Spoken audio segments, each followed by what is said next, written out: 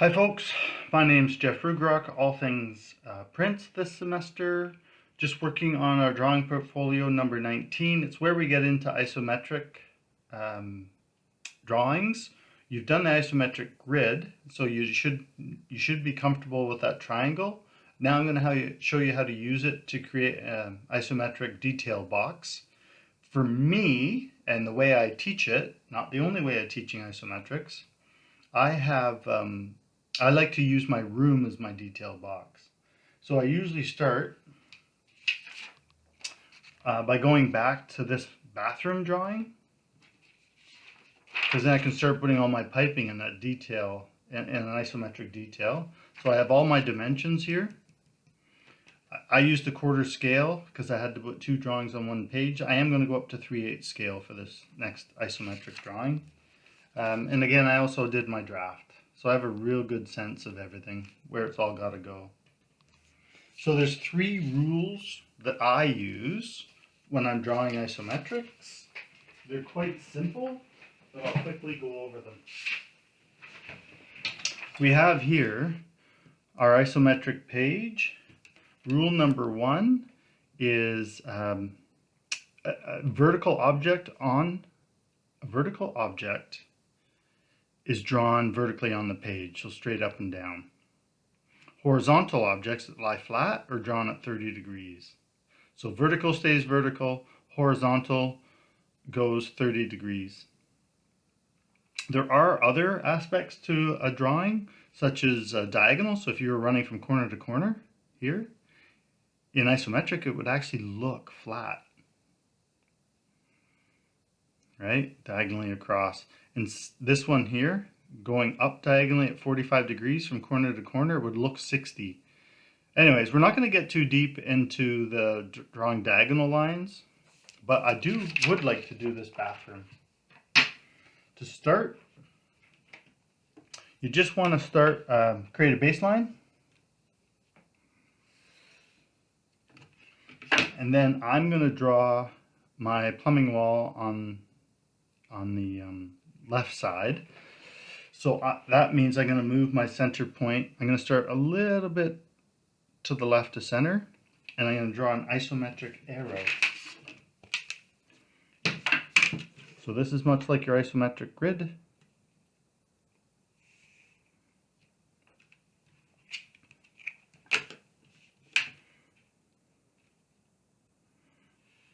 And again, my plumbing wall is going to be up here. That's where I hope to put it.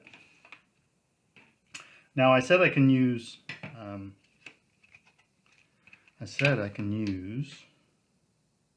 3/8 scale, but let's check it. Let's just check it. So my room was 5.5 feet wide, and I want to use 3/8 scale. So let's see if we can find 3/8. So there's the half, and there's 2, 4, 5. So 5.5.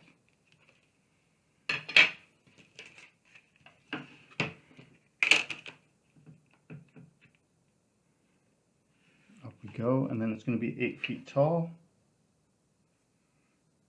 I keep losing my scale here. 8 feet tall. So that's 2, 4, 6, 8. Here's 8 feet tall. Oh, I don't know if this is going to work. I might have to go back down to quarter.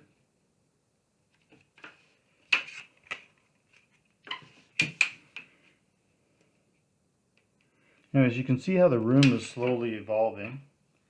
And then I was 11.5 feet long, right?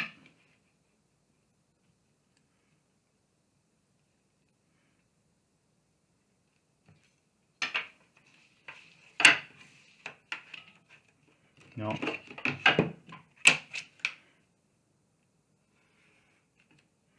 I'm for sure going to run out of space. I'm running right off the top of my page. So I am going to have to do 1/4 inch. So just let me redo these measures.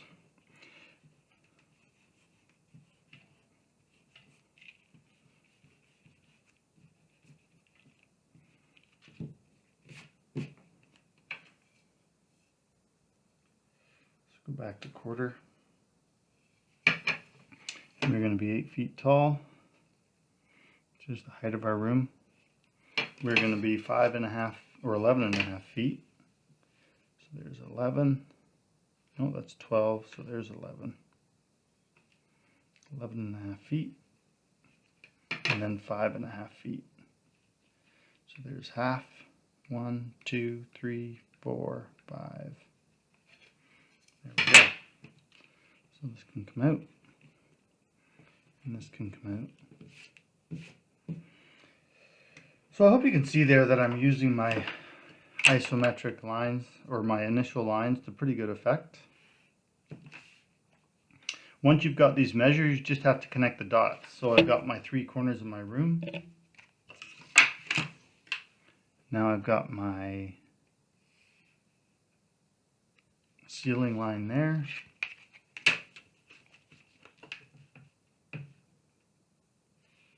Ceiling line there.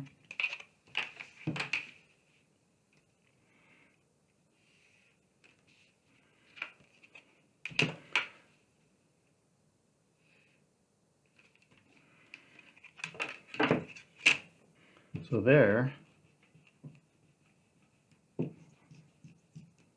is my isometric box. I can, of course, put the rear lines in if I wanted to.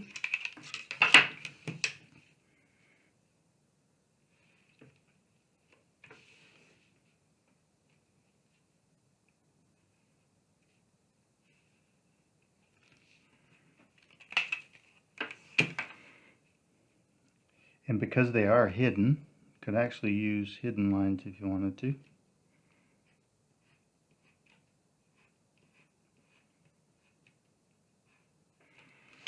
But what I've done here is I've just broken the line that's in behind and shown the line that's in front. This is called an interference, or you can use the hidden line.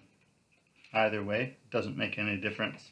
Anyways, the fact of the matter is the 4 corners of my room are vertical, and I've drawn them straight up and down on the page.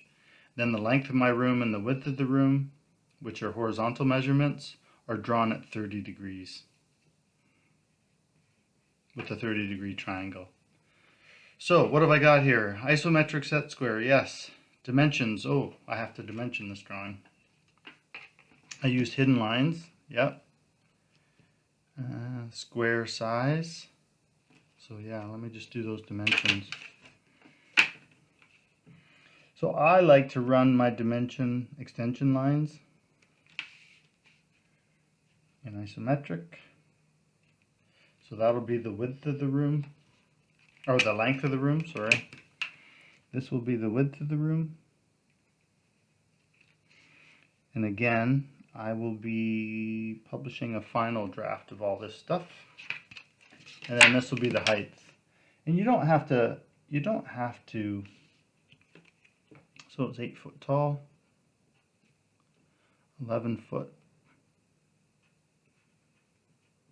6 inches, and 5 foot, 5 inches.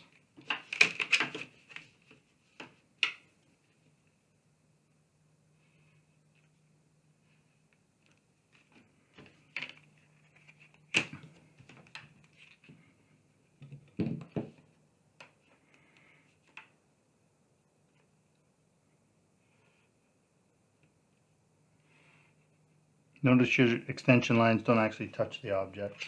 It takes some of the confusion out.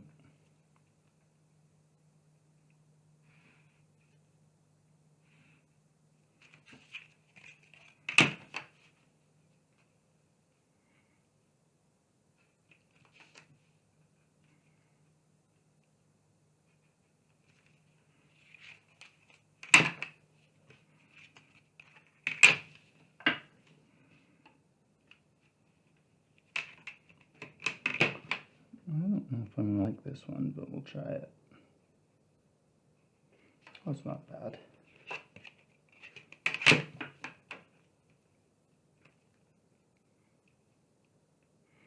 Again, this is just me. You can use full-on arrows of some other sort, and that's fine.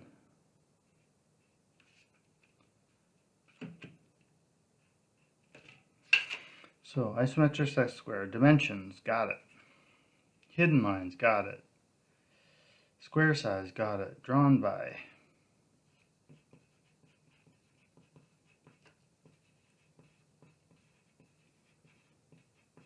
scale was 1/4 inch again. And date 2022, summer term.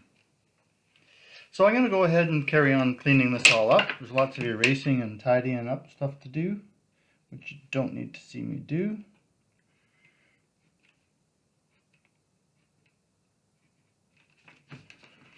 But anyways, that's it for now. Hope that was useful.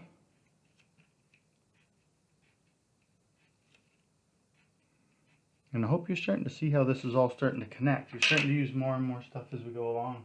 Anyway, see you for the next one.